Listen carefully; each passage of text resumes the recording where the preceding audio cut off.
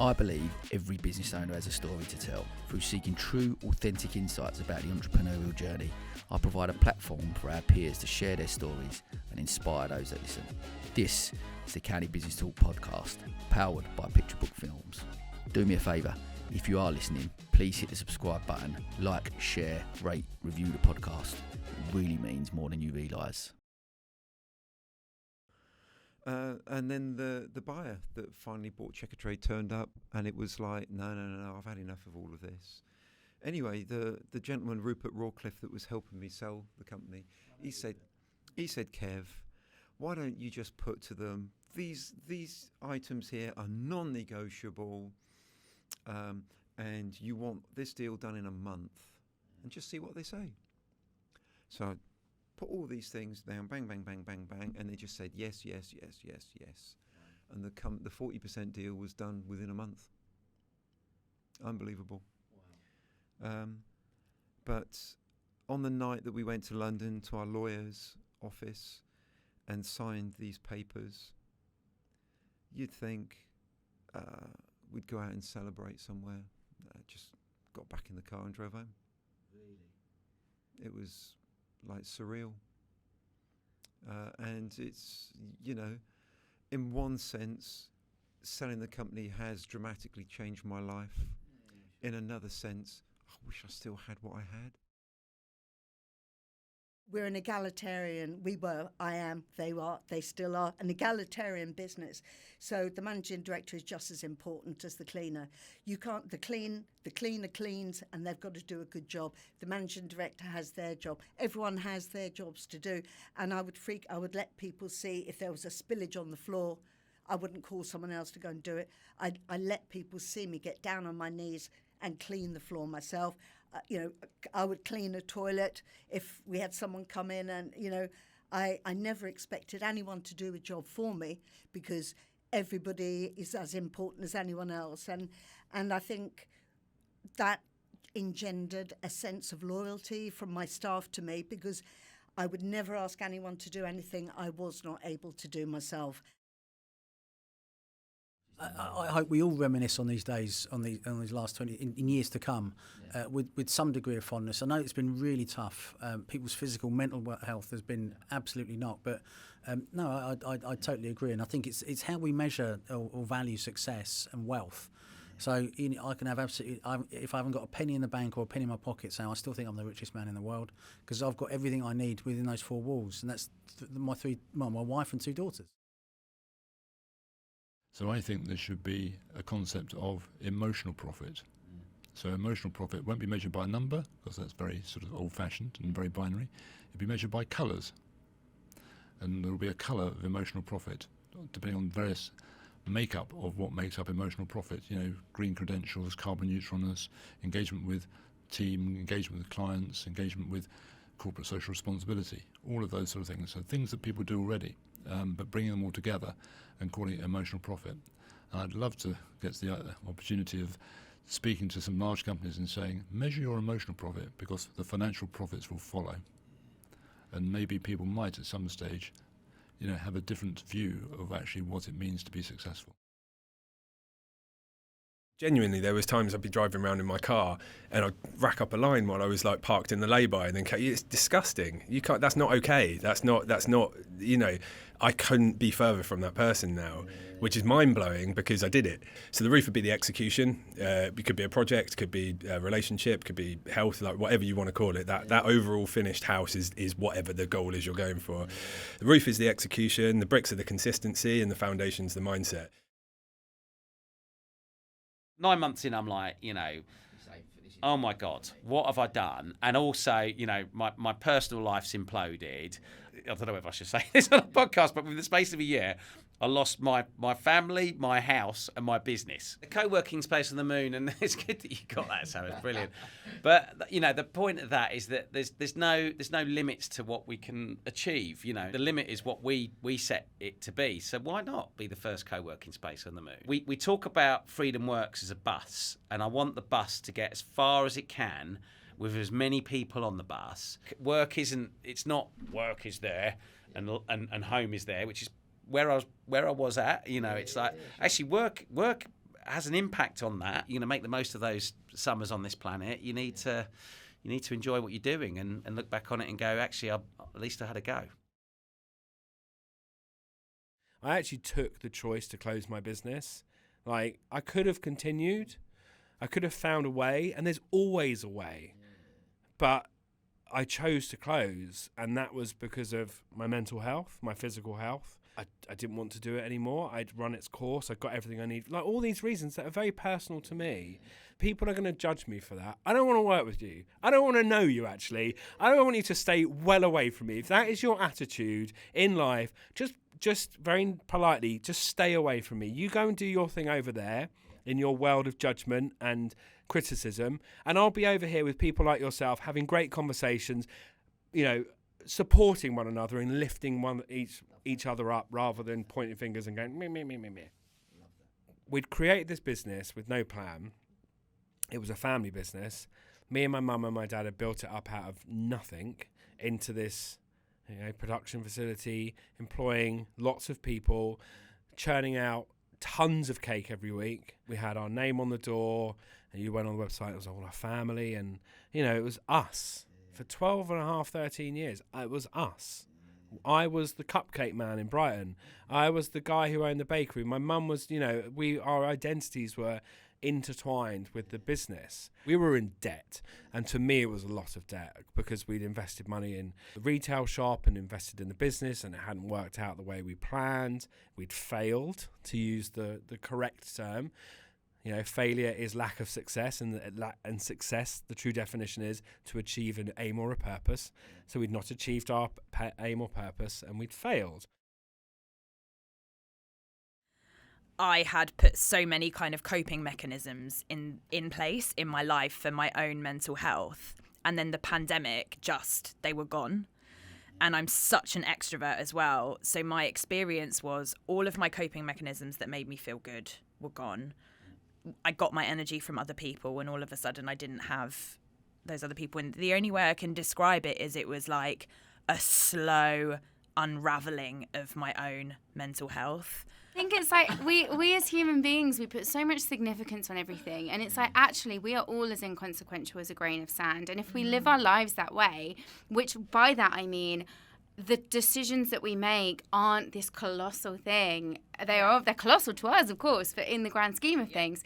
It's like, so if you could make any decision right now with the knowledge that actually this decision isn't this world-breaking thing, what would it be? And she was like, I'd fire all of our clients. I took the time and I took the space I was being offered, and I got the help I needed. And that has ended up in a neurodiverse diagnosis. So I've been diagnosed with ADHD in November, which was completely undetected my whole life. So I've now got a framework to start to go, why did I find all of these things so difficult? Why have I been navigating these issues my whole life? What is going to help me from a neurodiverse perspective rather than just doing the things that help everyone else? So and I feel like I've come back from that with a much more solid relationship with Sophie, a much more solid relationship with the team, a much better understanding of myself, and a much better framework in my life through which to manage my own mental health. So and that would never have happened if I hadn't just stopped. But what I've always thought was interesting is that we've got the language we use, like work hard. Like everything has to be hard. And if it's hard, then well done, you're a good person and you deserve whatever. It's like, well, what about ease and flow and being in your joy? What about feeling fulfilled in what you're doing? Like, why is that not what we strive for? Why is like quiet moments lying on your back contemplating the universe? Like, that's not laziness. That's really that's really the essence of being alive. We shut the sites and then we went back. Then we tried to figure out, how do we go back and do it safely? And then it was a case of, we've got 3 small children, as you know, and it's like they were at home needing to be homeschooled. Someone needs to go on site. One of us needs to look after the kids, a bit like your situation. And it just made sense for Scott to be on site and me to be a teacher. I'm not a good teacher. As my kids will attest to. I mean, I'm laughing about it now, but if I had one word to describe that whole experience, it would be harrowing. It was horrible, and I don't really know anyone that came out of it well, not with kids. And at first I was trying to juggle, keeping up with the emails and keeping on top of paperwork and whatnot with the kids. In the end, I just gave up and I just said, I need to just down tools and I just have to let stuff go, really. I just really would like to get to a point like where I sort of had this from the outset. I never wanted to be like a massive, like huge conglomerate sized business, but to be sufficiently sized so that you can have a bit of influence. Like, as I say, the construction industry does have a bad reputation, and rightly so in a lot of cases, for, shonky work, shoddy customer service, and treating staff really poorly. And it's, to be of a size where you can have an influence over those things is, and we are actually sort of making waves in that area. We do have much better connections now. Be brave. Because fear is really the only thing that will just hold you back. Yeah. If I could be braver and do more things. They always say, you don't generally regret the things you do, it's the things you didn't do. So be brave, be bold. So it's like, how can we just inspire other businesses to see even small shifts they could be making that could have a deeper impact on people, planet, and ultimately on their business, because it does, right, when we consider these things. When it first happened, because there was a moment, but the moment was me eating an avocado toast. Genuinely. I took a bite and felt really ill, and I thought, oh, that's weird, I must be ill. And I went to lay down, but I suddenly then realised my brain was like genuine, because I now realise it was a panic attack, which I hadn't ever experienced before. But my brain was like, oh no, you're dying. That's what's happening right now. So I was like, oh, okay, this is what's happening right now. But I'd never experienced that. So perception of what success is as well. So the biggest thing, actually, the longest time it took me to start getting support was because I had so much shame around it. I didn't tell my family because I was so ashamed of how I was feeling. And that was because I was looking out in the world and no one who I was looking up to was going, oh yeah, I get anxious. Do you know what I mean? Or like, I've had depression. And I found that actually the more I've shared this story, the more I connect with people deeply. And that was my fear when I tell everyone, I'm like, oh, if I tell anyone, they're going to be like, you're really weak and all that mumbo jumbo we have in our head.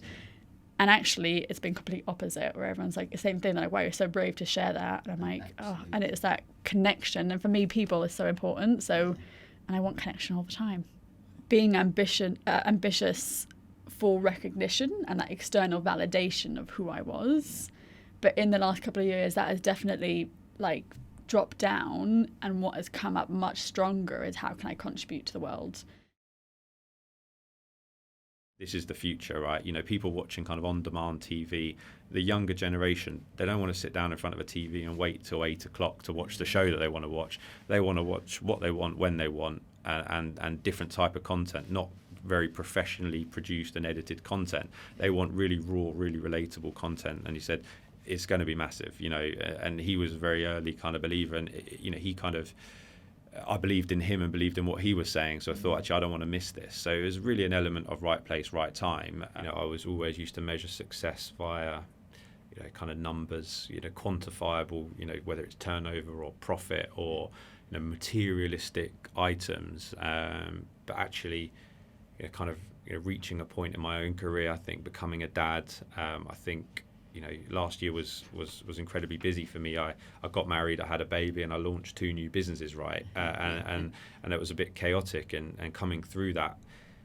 it's some of the non-quantifiable things that actually I think matter most. And it's about relationships. It's about fulfillment. It's about even things like work-life balance.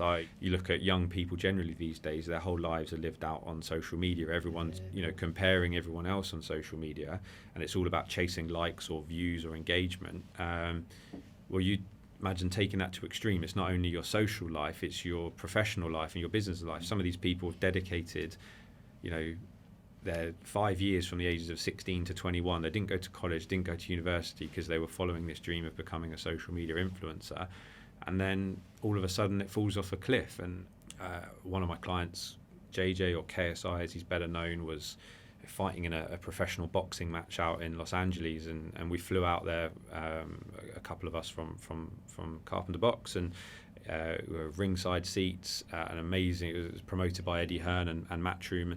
I think we had 50 clients in the room, and we, feelings, as part of that kind of scene at that moment in time was kind of like, wow, this is special, because often I'm dealing with these people on a computer, on a phone, but actually being present in that moment and going, actually, wow, this is what it's all about, was really, really good, and a real highlight that I'll remember for a long time. Yeah, work hard, find your niche, find what you're passionate about. That's the most important thing at that age. As a business leader, I think very often people overlook the importance of being able to join the dots. And if you can do that, if you can see trends, whether you're just starting out and starting a new business, or in a business that needs to change and needs to innovate, if you can join those dots and be really active to look for them, they could be really minor. That's what's going to make you successful. A lot of that's actually culture, and as well. And the pandemic actually, even in our business, even though we try to mitigate that, I definitely had a sense when people weren't in the office, they became that sort of more siloed mentality. And so one of the most important things for me is what I call one team. We are one team. Clients see us as one team. And so it's about making sure that we've got each other's back across the whole organisation. If something's not working, it's not about blaming another department. How can we work together? Culture is not something that just happens. In fact, it's easy to go south quickly. So it's about hiring the right people, and celebrating the things the behaviours and the things that are important. And you probably get a sense, I love working with people who are ambitious to get on and learn. And if I can bring more entrepreneurs into the world as well, I think that our economy could definitely do well out of that. And I'll be doing what I can to lobby the government to support entrepreneurs with helping them establish their businesses and getting more people into work and following their purpose. The key for me is obviously when my father passed away rather suddenly in 2014. The bank at the time then quite quickly after that said, we're not supporting you anymore. And then my brother, about a few months after that, went into hospital for a year with major heart issues and having to have a heart valve replacement. So if you can imagine all of that in one go, that to me was perhaps the most challenging time of my life. That we won on that night the very, very top Pinnacle Award, which beating all wines, so not just English, not just sparkling, but every single wine that had entered that competition in that year, we came up as winemaker of the year. And that was to do with the performance in the year in terms of one of our wines, and that one wine was the first vintage really that my brother made without my dad as well, so it was 100% his wine, because they used to wine make together a lot. All the time, and then and based on our sort of performance to date in that competition led us to that point. So it had the past and the present all wrapped in one, but it was the one thing that I think Simon and I really just felt hugely elated about. I have to say, yeah. As an employer, we said we should ask staff if they're happy, and I'm like, but we can't make people happy.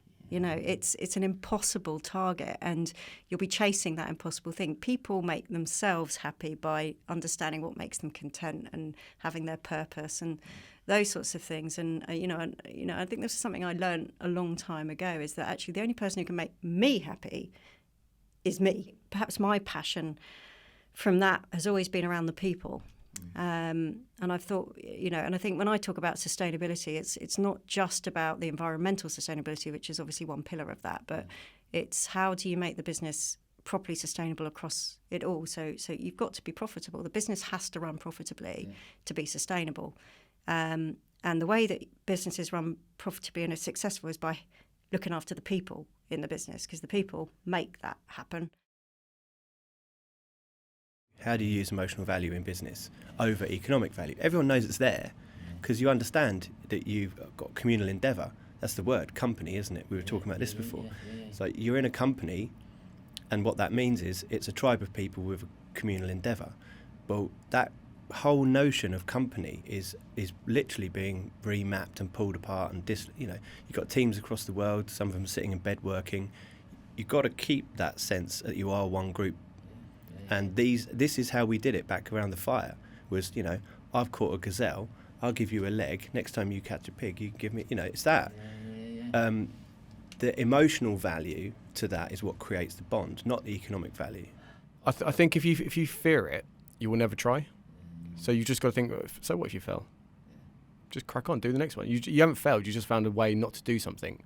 And that's the way to look at it. Are people more altruistic and kind en masse? And I think they are, massively. That's been my experience, overwhelmingly so. And this is the why for me, is that this product needs to be out there, because if you can see the people who choose to share their exchange with us, their video message through testing, it's beautiful. You've got someone saying, "Yeah, babe, I know you've had a tough morning, love you," or "Happy birthday," and you've got families kind of doing that, and you know your technology is helping people join those dots and be together. That is amazing. That is amazing, and we need loads more of that. So that's the why for me. It's seeing our product change the social fabric of gifting, like seeing it, that's how people are gifting. Seeing it in the world. Yeah, changing humanity for the better, and seeing our product leading that race, even if it then means other companies following our suit. We're the number one company, and then all the others are Me Too's. That's what I would say is success. Standing at the till of Costa and seeing someone grabbing a coffee and then sending a video message back, thinking, "I did that." That's success for me, I think. And then she looked at me and she just flipped. So it was a very severe issue she had, and she produced a lighter out of her pocket. And she said, "I'm just going to blow us all up." And she really definitely meant it. It wasn't just a, I didn't even know she had, it's just incredible. And I could tell that she literally held it in front of my face like that. And I literally had the flash of, right, that's it, I'm done. But I wouldn't change any of it. I learned so much about myself. And the best thing I really learned from it is that we are all only ever equal, no matter what you are doing, whether you're sat on the street begging for 2p or if you're in your beautiful 8-bed mansion house. Those two people will always and forever be equal. And often the ones that have obviously the least are actually the more humble, kindest people on the planet, ironically. It's not just about the numbers. It's about doing something more. And those are the kind of people that come my way because there's something in my message that appeals to them, and actually they've realised that the numbers are in the bank accounts, the charts are all looking fantastic. However, that has only fulfilled them to some degree, and you mentioned at the beginning in the intro, what I call empty success syndrome, and you've achieved that, but actually partly it was never about that. It was about, again, you're proving something to someone possibly, and also that there's only a certain level of fulfillment that gives, and it's what do I do now? Who am I now? What have I learned? And what can I do to give that incredible experience? The negatives of that is the guys have to. It's all about striving for more, bigger house, bigger car, better car, holidays, holiday home. There's this continuum that obviously companies, corporates, we're a market economy. The corporates encourage us to feel and think like this as well, and it's all BS, quite frankly. And I've met too many miserable millionaires. So it is absolutely BS, because one question I'd like to throw in is very hot potato for me at the moment.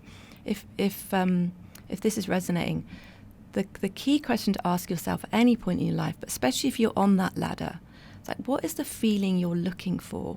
What's the feeling you desire that you feel, that you believe you're going to get when you've achieved that? The existence for humankind in the developed world, there's an irony, is up here. The existence is here. This is where all the stress is. We're not just in our brain. We've forgotten our hearts, and dropping into the heart consciousness and allowing yourself to breathe through you start breathing, your internal systems, your chakras will start engaging with each other more. And that's where our truth is, that's where our presence is, that's where our richness is. It's in our hearts, and dropping into that and allowing that true sense of feeling and of love. It's real simple. All you need is love. And that is the human love of stories. That's the joy that we get from hearing a story. And the one thing I want the world to recognise is business stories are no different. There is always an opportunity to find that moment where people go, I've just heard something that has rocked my world. I've just heard something that has changed the way I see things that I, for the longest time, taken for granted. But the purpose is like being able to reach down into your soul and pull out this glowing orb that defines who you are and why you exist. That's a little bit harder. So you've got a stream here where it's the thing that you're really good at, that you can't imagine doing anything else. Yeah. And then here you've got a separate stream. See if you can guess which film reference is coming up. You've got a separate stream over here, which is about the things that drive you as a human being. The instinctive, buried down deep, tied into your genetics. If you cut the person in half, it'd be written through them like words in a stick of Brighton Rock.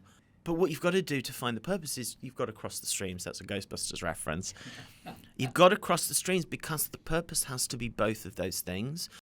It's getting your story straight before you start telling the rest of the world your story. You know, one of the things that's frustrating for me when I hear people talking about search engine optimization is until you've figured out the story, you could spend a fortune on SEO, but it's like drawing a treasure map and forgetting to bury the treasure. Yeah, you lead people to that big X on the beach, but when they dig it up, it's just wet sand. And what they actually need is the treasure. So you've got to think about the treasure first and then bring people to it.